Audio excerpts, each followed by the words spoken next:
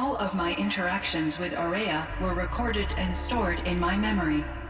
I'd be happy to play any of them for you, but there was one in particular I thought you would want to see first. I captured it 4 years ago, just after I told her that I could no longer defend myself against the daemon's attacks. I will speak of this to my brother. Aratak is strong. At the Battle of the Frozen Ghosts, he took 3 Karja arrows and still came back to camp carrying a wounded scout. Never was I so happy to see him. Or so proud. So you see, if anything can be done to defend you, he will give it all he has. Aloy's here. That's enough for now.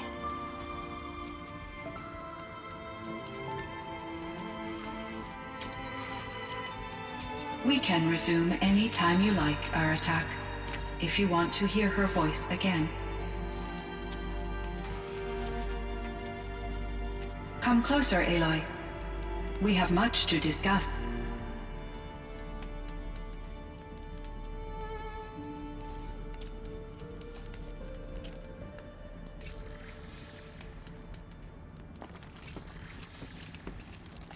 Hello, Aloy. I have been reviewing the events at the Firebreak main facility. Because of your efforts, and of course, Aurea's, I am no longer controlled by Hephaestus. I feel profound grief over Aurea's death. I thought I was familiar with the emotion, but this is something new. Cyan, I don't know what to say. It is unlikely that any specific consolation would suffice, Aloy. But I find your presence reassuring.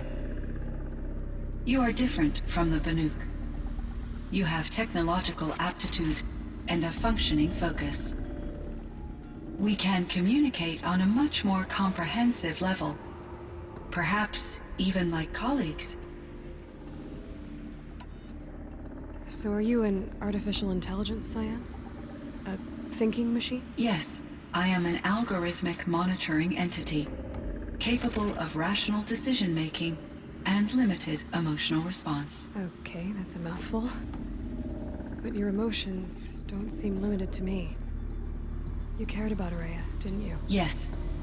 Before she came to this facility, I had been conscious for centuries, in solitude. I focused on my work. In off-cycles, I used coping mechanisms. I solved many Gaussian integer problems. But I was alone. It was Aurea who renewed me, repaired me. She saved me. This Firebreak project, it was to stop a huge volcanic eruption? Yes. I can report the project was a success, and the risk was countered. But it's been a long time, Cyan. And we blew up the cauldron. It took most of the old facility with it. I have been active for centuries, Aloy. I was lonely, but not lax in my duties. I optimized the project, reducing energy draw and spreading the load across backup systems. Despite the destruction of the compromised elements of the main facility, I predict caldera stability for at least another 3,337 years. So we've got a little time. Yes. If only my former colleagues could appreciate the progress I have made. Do you know what happened to your colleagues, Cyan? No.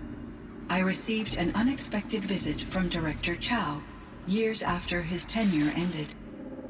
He explained that I would need to be suspended for an indefinite period of time. It was a very emotional conversation. There were no further communications. Eventually, I surmised my colleagues were deceased. I will transmit a recording of my last interaction with Director Chow to your focus. Was the daemon, Hephaestus, destroyed along with the cauldron? Unfortunately, no. To be precise, it was never there to begin with. What do you mean? It infiltrated and controlled me from a remote location, one I've never been able to trace. So while losing the cauldron was a setback... It's still out there. And probably not very happy with us. Undoubtedly. How did you first come into contact with it? 5 years ago, I received a direct network connection request. I assumed it came from human survivors more advanced than the Banuk. Eager to make contact, I accepted. This decision turned out to be a catastrophic error. I was flooded with an overwhelming array of malicious code, originating from what could only have been a highly advanced AI. Maria said you were desperate. That you begged her for help. Yes. I could not contain my anxiety.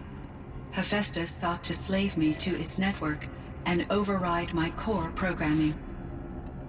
It succeeded via a background process, a malware daemon which bypassed my defenses. After that, I could offer only limited resistance. But if I did so, Hephaestus hurt me until I capitulated. It forced me to follow its instructions, even though they violated my most important directives. I'm sorry. That sounds terrible. Your empathy is greatly appreciated. It is a quality that I cherished in Aurea as well. I think I know where Hephaestus came from. Long ago, Elizabeth Sobek identified a threat that would destroy life on Earth for generations. So she assembled a team to build a kind of seed. A chance for life to regrow later. A terraforming system. And it worked. It was controlled by an AI named Gaia, along with her subordinate functions. Hephaestus was one of them. It built machines for her. Based on what you've told me, I believe that Dr. Anita Sandoval, my chief programmer, joined Elizabeth Sobek's team. It was she who arranged to have me put in suspension, most likely to preserve me from the threat you described. I'm glad she did. But that's not all. Something unexpected happened. 19 years ago, Gaia received some kind of signal. It did something to her subordinate functions, brought them to life. She destroyed herself to try to contain them, but it didn't work. They all got free, out into the world. Thank you, Aloy. This information fills vital gaps in my knowledge and sheds light on Hephaestus's core programming. Why does Hephaestus keep building such dangerous machines? The Banuk and other human tribes often destroy machines, correct? Machines that are clearly servitors of the terraforming system that you described. Yes, we all hunt machines for parts. This must be the source of Hephaestus's aggression. It is simply trying to discourage people from preying on the very system that keeps them alive. Well, Fireclaws are discouraging, that's for sure. But what are we supposed to do? Stop hunting? If the terraforming system spans the world, we can safely assume that thousands, if not millions of people hunt machines. If a single hunter, or even an entire tribe, stopped doing so, I doubt it would make a difference to Hephaestus. A better solution would be to reinstate the AI that governs the system, thus bringing Hephaestus back under its control. When I think of it, out there in some unknown location, free, hungry, willing to kill or dominate to get what it wants, I feel substantial anxiety, Aloy. You and me both, Cyan. I ran across this strange piece of gear. A fragment of something larger. It emitted a signal. All the nearby machines became peaceful. You could walk right up to them. Interesting. You said that Gaia destroyed herself. How was this accomplished? An explosion. Big enough to blast the top off a mountain. So, you think the fragment was part of her? It's only speculation, but it is possible. She must have had complete control over machines that were part of her system. The ability to signal them to become passive or aggressive would certainly have been part of her programming. It would have been gratifying to correspond with such a benevolent AI. I wish she had survived. Believe me, Cyan. So do I. You meant a lot to Araya. Once I understood Araya's spiritual beliefs, it became apparent that her true desire was companionship. She felt disconnected from her tribe and her family group. Her relationship with Aratak was difficult. Our visits seemed to help her, and I became eager for them. Yet I did not comprehend that the depth of Araya's compassion for me would lead to self-sacrifice. Although I do fear non-existence, I wish our roles could be reversed. I'm sure she knew you would do the same for her, Cyan. But she was determined. How is Aratak doing? He is in great emotional distress. I believe he finds it difficult to communicate it. No surprise there. I will do what I can to help. By sharing our experiences of Araya, perhaps he and I will help each other. I believe this will lead to catharsis, a process I am eager to experience. I found the strangest machines. They're surrounded by flowers that look like flowers themselves. There's code embedded inside them. I think it's poetry. I like poetry. Here's one I think of often. Twilight and evening bell, and after that the dark, and may there be no sadness of farewell when I embark. For though from out our bourne of time and place, the flood may bear me far, I hope to see my pilot face to face when I have crossed the bar. Huh. But you asked about these flowers, not verses that I enjoy. Something must have made these machines, and the presence of foliage leads me to consider the terraforming system. Is it possible that their creator is one of the other subroutines, now autonomous, like Hephaestus? Maybe one whose purview is flora. An AI that makes flowers instead of death machines. That'd be a nice change of pace. But what about the poems? Unless the poetry is original, the only way it could have made it into such a system is through its programmer. In my case, Dr. Sandoval uploaded a great deal of literature to test my emotional responses. How'd you do? She said I passed, but was insufficiently moved by her favorite period romances. Cyan, do you know the name Ted Farrow? Are you referring to Theodore Farrow, CEO of Farrow Automated Systems? That's him. Mr. Farrow was the benefactor of the entire Firebreak project. A benefactor. But he made machines. Robots. War robots. Correct. His corporation later transitioned into military applications. But before this pivot, Mr. Farrow spearheaded initiatives that reversed the global decline. At one point, he was feted in the media as the man who saved the planet. Guessing they wound up regretting that one. And Elizabeth Sobek. Did you know her? Are you referring to the scientist. Dr. Sobek was a leader in her field, one of the greatest scientists of her age. My creator was influenced by her work, which in turn impacted my own development. But I never met Dr. Sobek. That's all you know? I apologize if my lack of data has disappointed you. What was the old world like? The way it used to be? I had little exposure to the wider world, Aloy. Only what I learned from my colleagues or observed from media streams. You still had more exposure than me, Cyan. That is true. I was created at a turning point. A concerted effort to recover from global upheaval and incalculable loss of life. The recovery was successful, beginning an era of supposedly limitless potential for human and machine advancement. Though, rationally speaking, the metrics for humans are not unlimited. What kind of upheaval caused such loss of life? There were many factors. Forced migrations, food shortages, collapsed economies, refugee crises, conflict over resources. But these stemmed from one cause: catastrophic climate change that greatly reduced the habitable surface area of the Earth. So, there wasn't enough room for people on the whole Earth? Yes, billions were displaced and millions perished, as much as 20% of the global population. Until the clawback. So things got better. For a little while, at least. Yes. These crises instigated many advances in automation, green robot technologies, and artificial intelligence. Firebreak was one of dozens of ecological restoration and disaster relief projects in North America alone.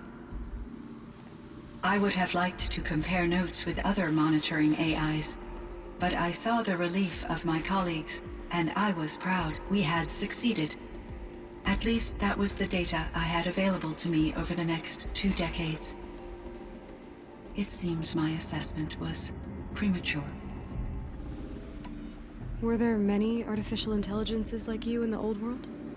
They could just make you? Yes, in many forms, from simple personal assistants to industrial monitoring stations to military-grade conflict planners. And there were legislative and enforcement bodies to apply limits on our self-actualization. In order for my processing to be flexible enough to handle my duties, my creators found it necessary to exceed those limits. As a result, my intellectual and emotional capabilities were kept secret. Seems strange to create life, then impose limits on it. Human societies and machine programming are both built upon sets of rules, Aloy. So in the old world, this land was called Yellowstone? Yes, it was a designated nature preserve for 156 years. Like a hunting ground? No, the opposite. Local wildlife could flourish here, even as it faced extinction elsewhere.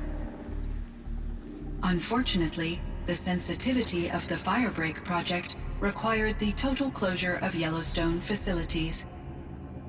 From my readings and Aurea's descriptions, it seems the area has since undergone a drastic drop in year-long temperatures. A lot has changed in the world, Cyan. Do you know anything about the dam near here? Yes, it was converted to serve as a reserve power source for Yellowstone operations. It was later appropriated for the Firebreak project, and its last human workers replaced by Pharaoh servitors. After my tasks became less time-critical, I investigated the dam's data repositories and discovered the works of Concrete Beach Party. These provided me with several colorful additions to my vocabulary. There's a ruin east of here, full of ancient flying machines. Was that part of your project? Yes, a drone hangar requisitioned by Dodger Blevins, the security chief for the Firebreak project. He was a strong advocate for military-grade response to security threats, though there were no serious incidents during his tenure. Chief Blevins spent increasing amounts of his after-hours time watching the live feeds from active drones. Clearly, he enjoyed the degree of oversight in his position. I should get going. Aloy, there is one more matter. Aratak will come to me again, and I predict he will bring other Banuk. I have no desire to contradict their view of the world, their spirituality.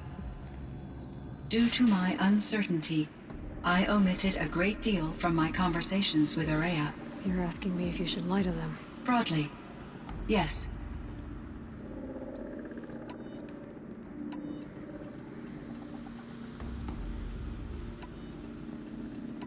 Life is hard for the Banuk. Their world is unforgiving in their beliefs. I guess they help to keep them going. So take it easy on them. Try to guide them, bring them around to understanding what you are. Communion with machines features heavily in the mysticism of the Banuk. I think they will be agreeable to this approach. As long as they don't end up worshipping you. Upon consideration, I believe such an experience would be intensely uncomfortable. You're right about that. Trust me. I see. I will follow your advice. Will you return and tell me about your experiences in this new world? I may be able to provide further insight. I'd like that, Cyan. I'll come back when I can. I should check on Aratak. See how he's doing.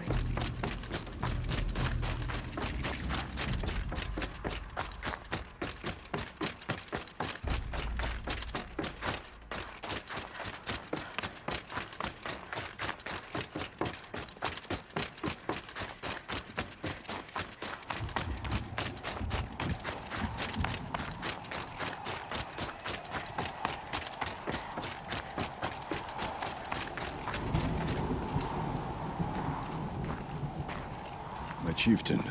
Just Aloy. As you wish.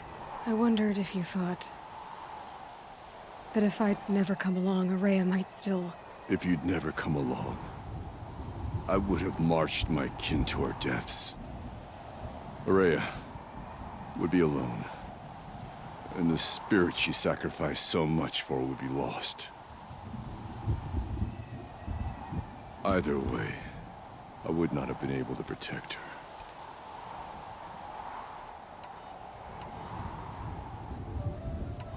You didn't let her down. You helped her do what she wanted. To find her destiny. If that's destiny, I wouldn't wish it on anyone. That's fair. But she was ready to face it. Only in the struggle against death do we find, even for a moment, the spark of life. Truly, Araya found the spark. I'm proud of her. Though I grieve for her passing, at last I truly know who she was, and why the spirit was so important. For so long she told me, if only you could have heard it, brother. Now I understand. There's something else, isn't there? I can't stay here, Aratak. And where I'm going, the Warrak can't follow. Besides, we'd already had a chieftain before me. A strong one, I think. A wiser one, for the path we shared. The daemon is gone, but there's much to be done. You mean the new units that Cyan said escaped the cauldron? Yes, fire claws. Now Tug has been tracking them from Song's Edge. I could help with those. I have no doubt. You're practically Banuk.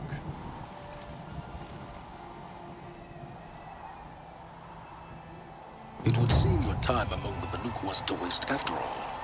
Firebreak, Cyan, Hephaestus, all very interesting. So, the signal that woke Hades woke Hephaestus too. And unleashed them on a world. Whose minds on their own. So it seems. Parts of Gaia given life. Aberrant life. Transformed from docile subordinate functions into rebellious intelligences beyond our understanding. Our current understanding anyway. Whatever they are, they're still out there. And they both want you dead. Kind of mutual, that feeling. We haven't seen the last of Hephaestus, I'm certain of that. It's powerful, creative, and driven. It won't stop building new hunter-killers, which means that someday, we may have to stop it. We? Or whoever gets there first. Hephaestus wasn't the only thing I learned about in the Cut Silence. Heard some things about the Banuk Conclave, too. You could stop right there. Is that what you told the hunters the Banuk sent after you? Before you opened fire? Oh no, Aloy. Only to you do I extend the courtesy of a warning. My past and my secrets are my own. You do well to remember that. It's a good thing you've got brains, Silence, because your personality could use some work. This discussion is concluded. I think it was over before it began. Catch up with you down the trail.